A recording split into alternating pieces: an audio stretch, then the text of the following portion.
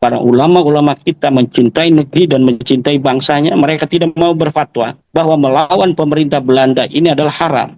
Jadi di titik di mana mereka menguat, maka di situ kebangsaan menurun. Berarti ada masalah antara kebangsaan dan ajaran-ajaran mereka. Dan ini yang harus diperhatikan oleh pemerintah kita. Yang dapat menyelamatkan dari dua musuh utama bangsa Indonesia ini siapa? Klan Habib Alwi mengancam eksistensi pribumi, bangsa, dan negara Indonesia. Mari kita kembali bersama-sama memberikan wakaf akan kami kirimkan pada tokoh-tokoh bangsa.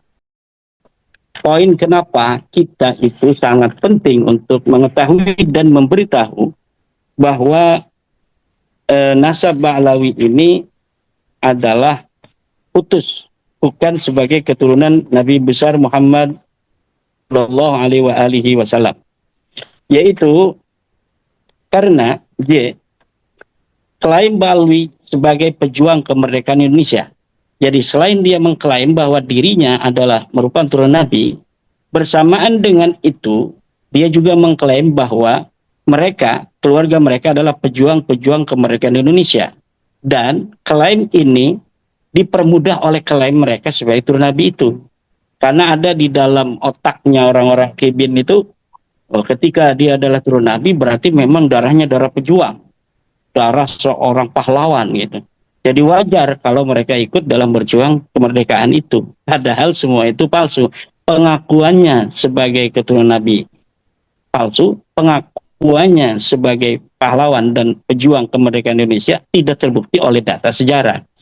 Kemudian klaim Ba'lawi sebagai pendiri Nahdlatul Ulama, yaitu yang dilakukan oleh seperti Bahar Sumed, Lutfi bin Yahya, dan banyak lagi ulama-ulama dari kalangan Ba'lawi atau penceramah-penceramah Ba'lawi yang mengatakan demikian. Nah, klaim-klaim mereka ini tidak berdasar apapun. Apalagi klaimnya Lutfi bin Yahya hanya berdasarkan khayalan bahwa kakeknya yang bernama Hashim merupakan orang yang dimintai pendapat, mintai isyarah oleh Mbah Hashim Asy'ari. Dan ini tidak terbukti dan ini sudah dibantah bukan hanya oleh saya, juga oleh wartawan, misalnya oleh Gus Ali Rahman yang sejak dulu sebelum isu nasab ini ada, dia sudah membantah klaim daripada Lutfi bin Yahya bahwa kakeknya merupakan salah satu pendiri Nahdlatul Ulama. Kalau Bahar bin Sumed ini bahkan bukan hanya sebagai orang yang memberi isyarat, tetapi sebagai orang yang mendirikan daripada Nahdlatul Ulama sendiri. Ada juga Habib yang mengatakan bahwa NU ini sebenarnya didirikan oleh habaib, tapi karena habaib ini tidak diberikan kemudahan untuk mendirikan sebuah organisasi, maka kemudian diangkatlah Mbah Hashim sebagai ketuanya. Ini ada Habib yang berceramah demikian. Kemudian poin L, klaim Ba'lawi bahwa Wali Songo adalah bermarga Ba'lawi. Ini penting untuk diketahui bahwa algoritma seperti ini bukan hanya terjadi di Indonesia. Di Yaman, Ba'lawi membangun otoritas sebagai orang yang mempunyai substitusi pejuang dan penyebar agama Islam serta mazhab Syafi'i yang ada di Yaman. Padahal mereka belum ada. Mereka ada di Yaman itu kira-kira akhir dari abad ke-8 Hijriah. Kemudian mereka mengaku mereka datangnya itu pada abad ke-4 Hijriah, 317 Hijriah. Padahal mereka datang akhir abad ke-8 Hijriah. Sekitar 700 sekian, 780-an mereka itu datang baru ke Hadramaut, ke Tarim itu. Kemudian mereka mengurut silsilah begitu rupa, membangun sejarah di masa lalu, padahal tidak. Dan ini juga terjadi kan di Indonesia. Mereka datang 1850, sekarang lihat di fakta kini, sebuah portal berita, sepertinya itu milik FPI, yang beberapa hari lalu mereka itu mengklaim bahwa sebenarnya mereka sudah datang ke tanah Nusantara ini 300 tahun yang lalu.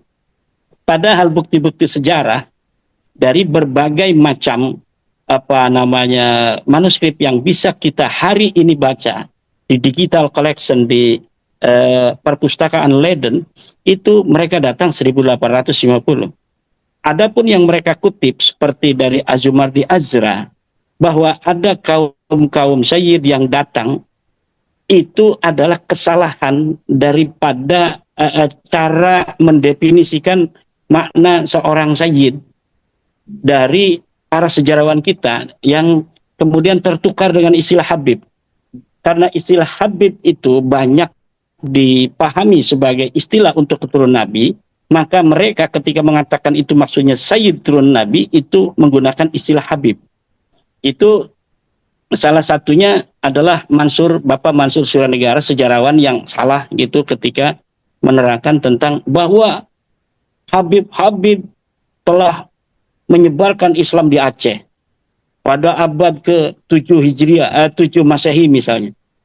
Bukan 7 Masehi. Abad ke-7 awal Islam. Ya, abad ke-7 sampai 8 9 Masehi di Hijriah tanah Sumatera. Padahal yang enggak Masehi. Oh, Masehi. Masehi. Ya karena kan itu pada zaman Bani Umayyah, Bani Abbasiyah itu sudah ada yang ke Aceh. Padahal yang dimaksud itu adalah turunan Nabi, bukan Habib. Ya, tetapi karena istilah Habib itu diiklankan oleh Malawi adalah merupakan turunan Nabi selama ini sebelum adanya isu nasab ini, maka ketika para sejarawan mengatakan itu maksudnya turun Nabi, itu menggunakan istilah Habib. Begitu pula dengan Mbah Maimun Zubair misalnya, ketika mengatakan tentang Wali Songo misalnya Ja'far Shadiq di Sunan Kudus, itu Mbah Maimun Zubair mengatakan bahwa Mbah Ja'far Shadiq itu adalah seorang Habib, dia keturunan daripada Nabi. Ya. Nah itu istilah keturunan Nabi itu kemudian tertukar dengan istilah Habib itu. Dan ini tidak terbukti. Nanti kita akan berikan berbagai macam data-data yang kuat bahwa tidak ada para keluarga Balawi ini datang ke Indonesia sebelum abad ke-19 secara masif gitu. Ada beberapa keluarga 1-2 dari Ba'bud itu datang di abad ke-18, tapi itu tidak masif. Hanya beberapa keluarga saja. Hanya beberapa keluarga, dan mereka tidak terlalu menjaga eksklusivitas sebagai seorang Ba'lawi. Mereka membaur, makanya wajah-wajah Ba'bud misalnya itu banyak yang sudah mirip dengan warga-warga Nusantara, karena di antara mereka sudah ada yang terlebih dahulu. Kemudian keluarga bin Yahya datang tahun 1800-an. Nah, tetapi baru beberapa keluarga. Nanti tahun 1850 ketika terusan Suez itu dibuka, barulah berbondong-bondong karena kapal Belanda ada akses ke sana dari Hadramaut atau dari Mirbat atau dari Mukalla, saya lupa itu, ada sebuah pelabuhan yang kemudian menjadi pelabuhan yang membawa warga-warga dari Hadramaut, baik dari Pahlawi dan yang lainnya untuk datang ke Nusantara oleh kapal Belanda itu. Itu setelah terusan Suez itu dibuka. Jadi sebelumnya itu hanya 1-2 itu pun bukan langsung dari Yaman, tetapi melingkar dia dari Gujarat, Malibar, kemudian sampai ke Maladewa, kemudian ke Nusantara. Dan itu sedikit sekali. Nah sekarang ini dibangun bahwa seluruh keluarga mereka, bin Syihab, Asygaf, dan lain sebagainya, itu datang 300 tahun yang lalu.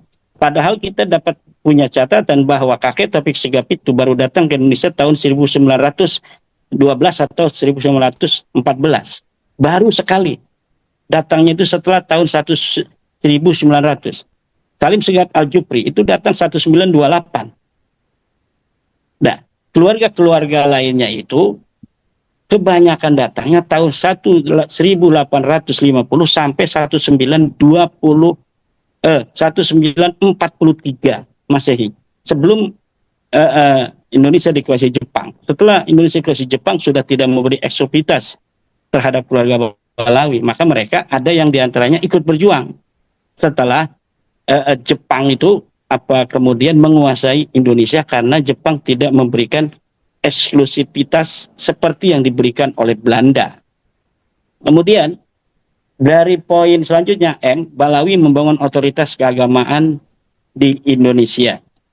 Inilah yang terjadi sampai sekitar tahun 1945 ketika Indonesia merdeka.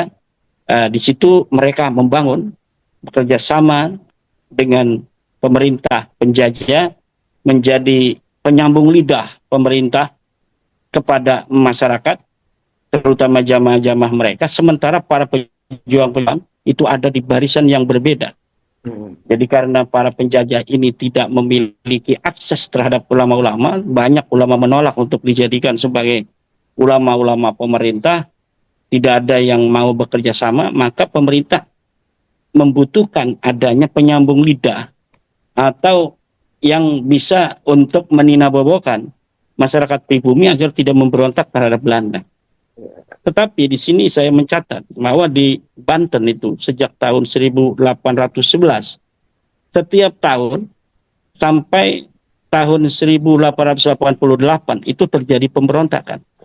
Jadi Kesultanan Banten dihancurkan 1808. 3 tahun kemudian atau 2 tahun kemudian sudah ada pemberontakan Kiai Nuriman dari Pasir Petai, Banten. Kemudian setahun berikutnya 1811 Kiai Mas Zakaria memimpin pemberontakan di Banten. Kemudian 1836 putra Kiai Mas Zakaria, Mas Jebeng mengadakan pemberontakan melawan kolonial. Kemudian 1845 Mas Anom, Mas Serdang dan Mas Andong mengadakan pemberontakan kembali di Cikande, Udik.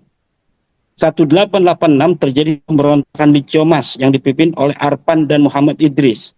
Puncaknya 1888 terjadi pemberontakan para kiai dan petani Banten yang terjadi pada hari Senin 9 Juli 1888 di Cilegon, yang desainnya itu didesain di Tanara di sekitar kampung saya, kemudian dieksekusi oleh seorang kesatria dari Cilegon yang bernama Kiai Wasid, murid daripada Mbah Syekh Nawawi Tanara dan Mbah Abdul Karim Tanara.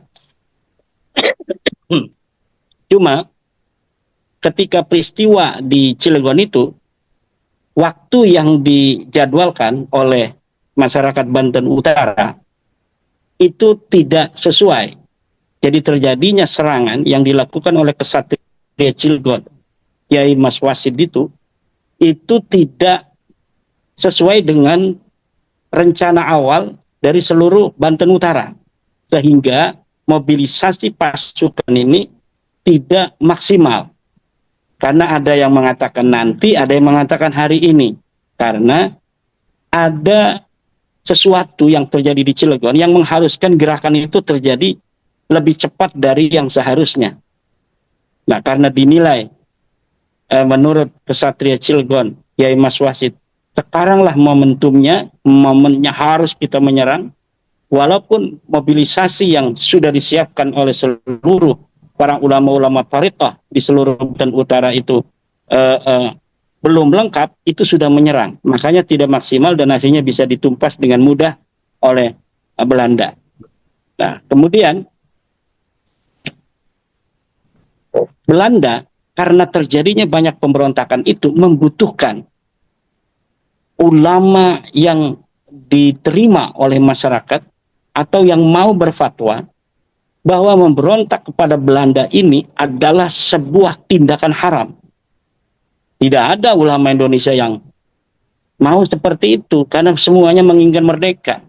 Para ulama-ulama kita mencintai negeri dan mencintai bangsanya, mereka tidak mau berfatwa bahwa melawan pemerintah Belanda ini adalah haram. Akhirnya pemerintah Belanda membutuhkan sosok ulama yang mau berdiri dan berfatwa seperti keinginan mereka. Dan adalah dari kaum Balawi kemudian yang berfatwa bahwa pemberontakan seperti di Cilegon, di Bekasi, itu adalah merupakan gurur, tertipu, tidak masuk dalam kategori berjuang, tidak masuk dalam kategori meninggikan agama, tidak masuk dalam kategori jihad. Nah, akhirnya terpecahlah. Dari saat itu orang-orang juga dia punya jamaah yang seperti saat ini.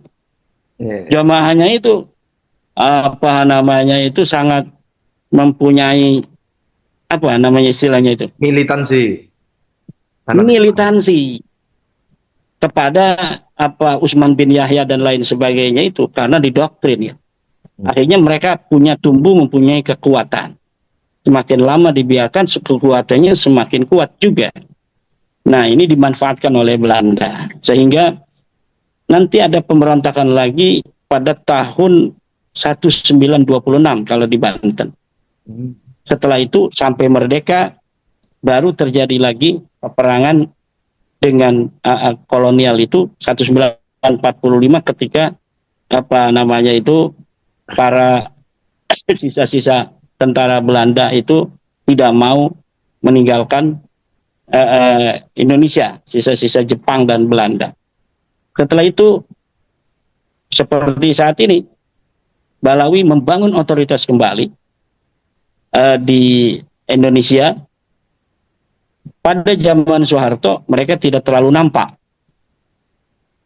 Ketika zaman reformasi mereka mulai unjuk jari, unjuk gigi ya, bukan unjuk jari, unjuk gigi. Iya, iya, iya. Kemudian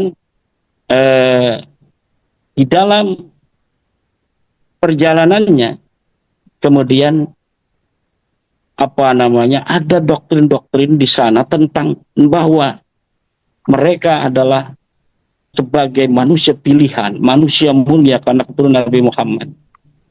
Dan itu diterima banyak majlis-majlis mereka mulai penuh, kemudian banyak pengikutnya. Walaupun ini tidak bisa menembus daerah-daerah lain seperti Banten, ini sangat susah. Hmm. Tidak bisa gitu. Tidak ada seorang Habib yang kemudian memiliki jamaah besar seperti apa di titik-titik tertentu di daerah lain. Karena mungkin ada sejarah di masa lalu yang apa namanya itu menghalangi itu. Ya, ada Pak Salim bin Jindan misalnya di masih masuk Tangerang tapi berbatasan dengan Jakarta. Itu jamaahnya dari sekitar Jakarta. Nah, tetapi di daerah-daerah lain mereka mampu membangun basis jamaah yang cukup lumayan di titik-titik tertentu di negara kita, Indonesia ini. Nah, di situ ketika titik mereka semakin kuat, maka titik apa namanya epicentrum nilai-nilai kebangsaan itu semakin menurun. Jadi di titik di mana mereka menguat di bangsa ini, di titik bangsa ini, maka di situ kebangsaan menurun. Berarti ada masalah antara kebangsaan dan ajaran-ajaran mereka. Dan ini yang harus diperhatikan oleh pemerintah kita. Sementara ketika kiai-kiai Nusantara itu semakin kuat di satu titik, maka nilai-nilai kebangsaan semakin kuat di sana. Ketika NU kuat di satu wilayah, maka paham-paham keagamaan yang rahmatan lil alamin, yang moderat itu akan kuat di titik itu. Dan ketika di suatu titik Nahdlatul Ulama sebagai pembawa ajaran risalah Wali Songo yang rahmatan lil alamin, yang memiliki apa namanya itu pandangan keagamaan di mana keagamaan itu bukan hanya sebagai wahyu yang harus serta-merta kemudian aplikasikan dalam kehidupan, tetapi para kiai-kiai kita dengan ajaran Wali Songo yang diwarisi adalah melihat dari struktur budaya, warisan lokal, kearifan yang harus dijaga, yang tidak bertentangan dengan nilai-nilai universal Islam itu harus tetap apa namanya itu dipertahankan sebagai ciri khas kita sebagai sebuah bangsa. Nah, ini yang menarik dari Nahdlatul Ulama. Maka ketika hari ini Nahdlatul Ulama goyang ganjing, ini yang sedang deg-degan bukan hanya warga NU. Yang deg-degan juga masyarakat minoritas. Dari umat Islam yang minoritas, dari suku-suku minoritas, ketika NU deg-degan, ada gejolak, mereka juga deg-degan. Kenapa? Karena NU telah mampu memainkan peran sebagai jembatan bangsa ini untuk bersatu dengan tawazun, tawasud dan dengan pandangan kebangsaannya, dengan kecintaannya terhadap bangsa tanpa melihat dari latar belakang agama dan suku. Ini yang diajarkan di pesantren Nahdlatul Ulama, dan sekarang dibawa dengan indah oleh Laskar Sabilillah, perjuangan Wali Songo Laskar Sabilillah, yang warga NU dengan adanya Laskar Sabilillah atau perjuangan Wali Songo Laskar Sabilillah ini kemudian mempunyai harapan baru di tengah polemik nasab ketika pengurus PBNU tidak memberikan sikap yang tegas tentang keberpihakannya terhadap nilai-nilai Wali Songo dan ajarannya yang rahmatan lil alamin, yang meninggikan ilmu di atas nasab. Maka harapan mereka sekarang tertuju kepada Laskar Sabilillah, PWILS ini. Dan sebenarnya kalau kita mau menginsafi bahwa memang mayoritas umat Islam Indonesia, selain nampak di permukaan, mereka sebagai umat Islam yang sesungguhnya umat Islam, tetapi di dalam batin mereka tetap mereka adalah umat Islam yang orang Jawa, umat Islam yang orang Sunda, umat Islam yang orang Lampung, umat Islam yang orang Bengkulu, umat Islam yang orang Padang, umat Islam yang orang Indonesia asli, yang selain mereka memiliki rohani, iman yang luar biasa kepada Allah dan Rasul, juga mereka ada nilai-nilai kebangsaan yang diwarisi, yang harus tetap menurut mereka harus dijaga. Dan Nahdlatul Ulama PWILS berdiri bersama mereka itu dalam paham-paham yang demikian itu. Nah, sementara ada para orang-orang yang memiliki otoritas dari kaum Baklawi dan sebagainya, yang memiliki cara pandang keagamaan yang berbeda. Di antara mereka ada yang memiliki cara pandang bahwa apa yang ada di Arab sana harus serta-merta itu diaplikasikan di Indonesia.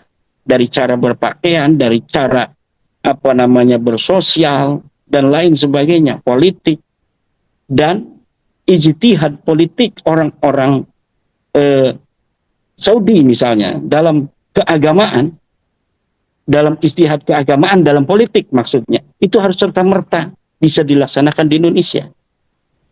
Nah, sebagian lagi ada orang-orang yang tidak memiliki pandangan semacam itu, tetapi juga berbeda dengan pandangan mayoritas arus utama di dalam bangsa Indonesia, yaitu orang-orang yang memiliki sebuah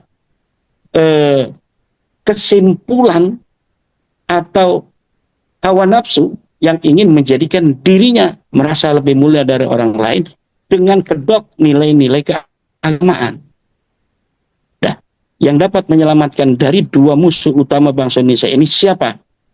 Orang-orang yang berdiri tegak dengan ajaran-ajaran Islam rahmatan lil alamin ala para Wali Songo. Siapa hari ini? Perjuangan Wali Songo Indonesia, Laskar Sabilillah, yang seharusnya juga adalah Nahdlatul Ulama, di mana PWILS ini lahir dari Nahdlatul Ulama karena menganggap Nahdlatul Ulama hari ini tidak berdiri tegak bersama arus utama di kalangan akar rumput untuk menyuarakan hal yang sama. Maka perjuangan Wali Songo Indonesia, walaupun kelahirannya dibidani oleh kekosongan peran dari Nahdlatul Ulama, saya kira untuk ke depan ini bisa saja berdiri beriringan terus, di mana PWILS akan terus bersama Nahdlatul Ulama sebagai anak yang akan mendampingi Nahdlatul Ulama sampai kapanpun. Jadi tidak bersifat ad hoc gitu, walaupun dibidani oleh kead-hocan, tapi nanti akan bisa bersama untuk membagi tugas, untuk peran-peran tertentu bisa dilimpahkan untuk menjaga bangsa dan Nahdlatul Ulama oleh PWILS. Nah, itu mungkin ada beberapa hal lagi Cuma yang lain itu saya kira itu bisa kita bahas di poin-poin selanjutnya. Ya. Maksudnya di pertemuan podcast kita selanjutnya. Selanjutnya. Untuk selanjutnya saya mengajak kembali sesuai dengan harapan dari para subscriber Kang Mas Rifki Zulkarnain, di mana ada yang mengusulkan agar kami, Kang Mas Rifki Zulkarnain, mengirimkan kitab Minhajun Nas-Sabin itu kepada para pejabat, kepada para tokoh-tokoh bangsa, para artis dan lain sebagainya. Kami sekarang memenuhi harapan para subscriber, para saudara-saudara umat Islam, bangsa Indonesia semuanya, untuk mengirimkan, tapi bukan kitab Minhajun Nas-Sabin karena itu berbahasa Arab dan bukan terjemah, walaupun isinya juga ada beberapa yang semestinya ada di dalam buku ini, yang ada dalam kitab Minhajun Nas-Sabin saya masukkan juga. Tetapi buku ini dilengkapi dengan berbagai macam urgensi. Kenapa kita butuh untuk memberitahu kepada orang bahwa Balawi itu, Habib-Habib bukan keturunan Nabi, bahwa Rizik Syihab bukan turunan Nabi, bahwa Taufik Tegah bukan turunan Nabi, bahwa Bahar Smith bukan turun Nabi, bahwa Lutfi bin Yahya bukan turun Nabi. Mengapa itu penting? Nah, di sini dibahas oleh dua penulis. Pertama, saya dengan judul Mengapa Penting Mengetahui Habib Balawi Bukan Keturunan Nabi Muhammad SAW, JFGC 10500 PS GY32613, dan buku Kang Mas Rifki Zulkarnain dengan judul Klan Habib Balawi Mengancam Eksistensi Pribumi, Bangsa, dan Negara Indonesia. Mari kita kembali bersama-sama saudara-saudara yang memiliki kelebihan harta dan ingin ikut serta dalam program wakaf untuk memberikan kepada para tokoh-tokoh bangsa. Saya Imaduddin Usman Al-Bandani mengajak pada kita semua untuk bersama-sama memberikan wakaf melalui rekening Kang Mas Rifki Zulkarnain dengan satu buku 100.000 ditambah ongkos kirim 15.000, jadi 115.000 satu buku yang akan kami kirimkan pada tokoh-tokoh bangsa.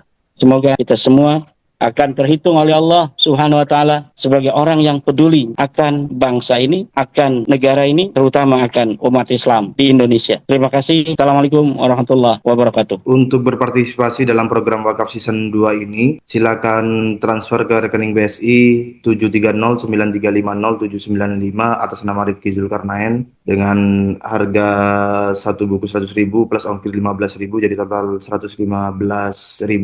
Kebijakan-kebijakan lainnya sebagaimana di program wakaf season 1, seperti jika namanya tidak mau diumumkan, angka unik pada 3 nominal angka terakhir transfer teman-teman sekalian. Demikian pada kesempatan kali ini saya akhiri. Terima kasih Kiai Imaduddin Usman Al-Bandani dan terima kasih pada teman-teman yang menyaksikan. Saya akhiri. Assalamualaikum warahmatullahi wabarakatuh.